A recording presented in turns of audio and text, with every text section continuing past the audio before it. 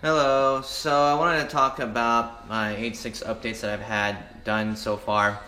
The first two events at MSRH, I had some issues that I thought I fixed, and on my third track event at Speed Sports Go-Kart Track, which was a drifting event that I attended, all the issues I had prior were all fixed. So this is what I did to alleviate some of these issues that I had.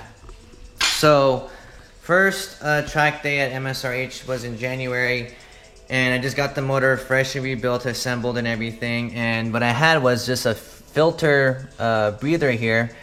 And what happened was that the constant high RPMs was causing the oil to splash out through the filter and then spray all over the place, and which was causing that blow-by issue.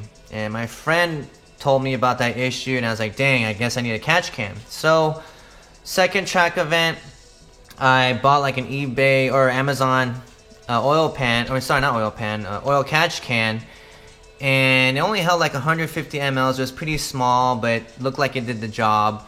So I put the oil catch can here, then I had like a little hose that came with it, and I mounted it here. These guys wasn't here yet.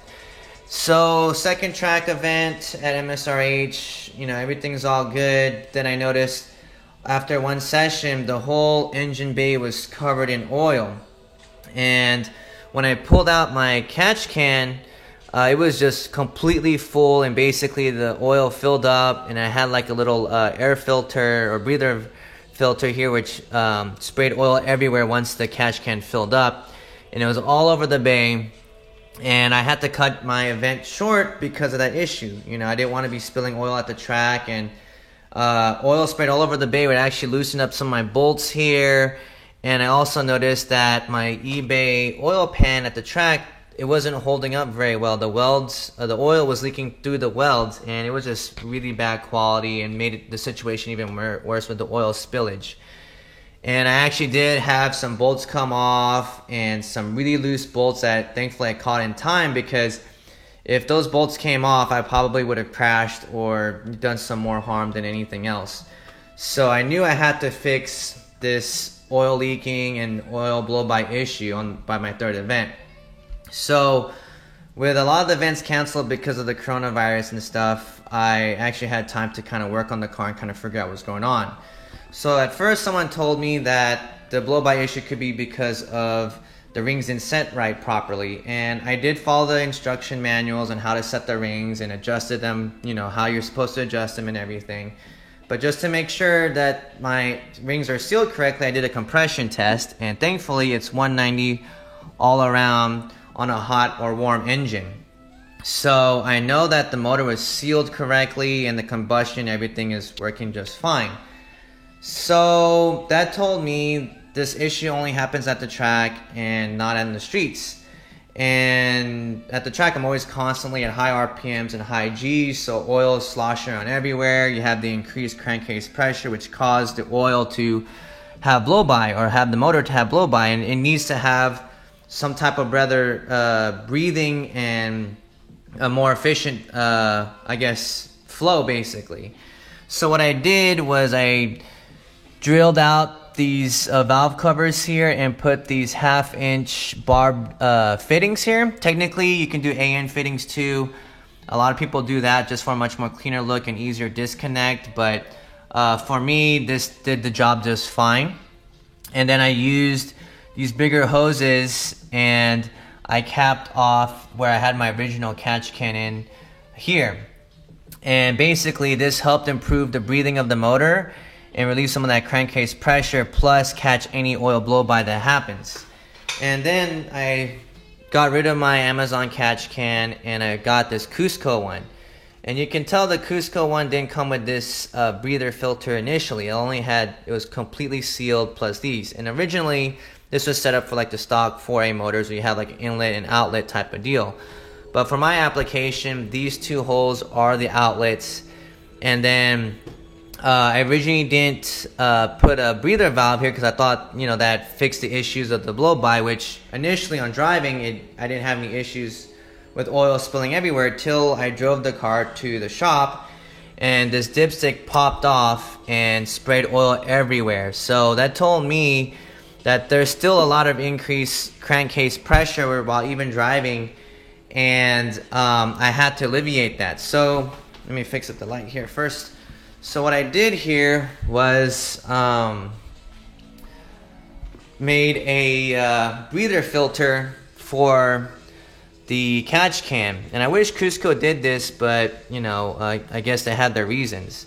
But what I did here, I drilled another 1/2-inch hole here. I threaded it, and then I threaded my oil breather here, or breather filter here, and that 1/2-inch opening seemed to alleviate the crankcase pressure, because at Speed Sports I wasn't having oil spraying everywhere, my dipstick wasn't popping out, so that was good enough for better breathing, and the oil that was getting caught was pretty good.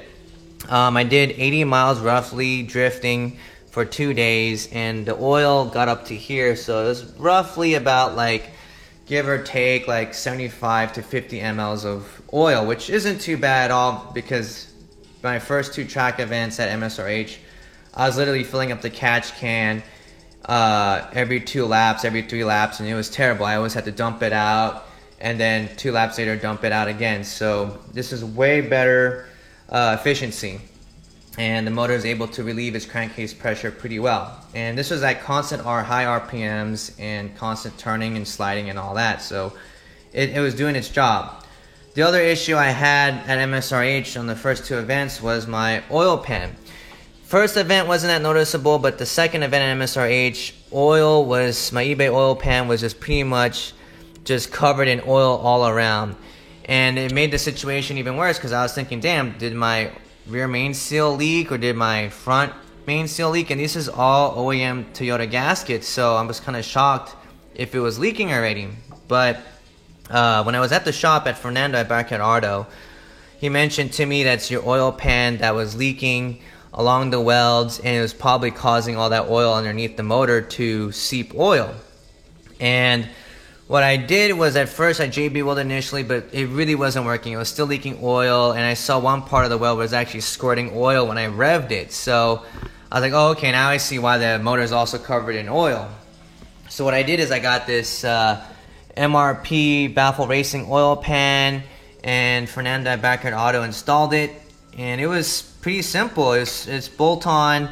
I use Honda Bond as a gasket, and the bolts supplied by MRP. So it also came with a windage tray, which helps control the crankcase pressure and oil blow-by too, which helped a lot. And since then, my track or drift event at Speed Sports go-kart track, the motor was completely dry, no oil leakage issue, no blow-by issues.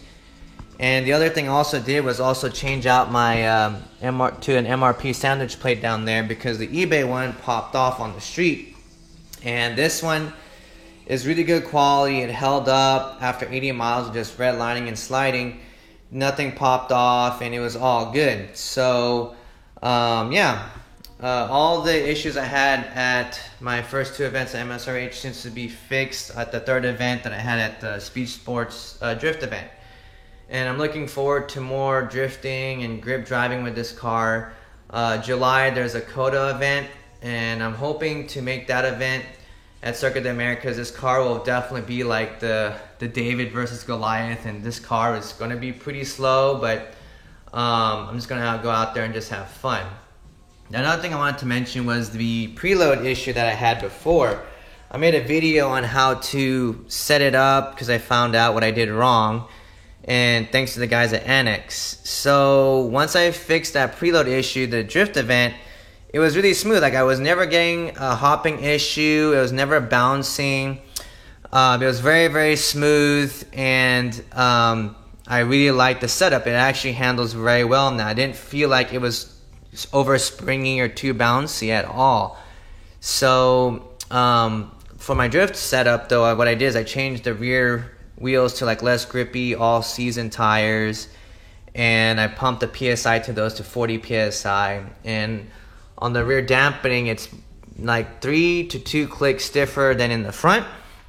And that was it. I was able to chuck the car around and not really, clutch kick it or use a handbrake. Just played with the rate transfers, and I was able to decently slide the car and yeah, it wasn't as aggressive or cool looking as probably other drift cars out there, but you know, I was just out there having fun and just learning about it. So that's pretty much it. Hopefully, you know, y'all will continue watching my channel and stuff and see the updates and see more track videos. Until then, see ya.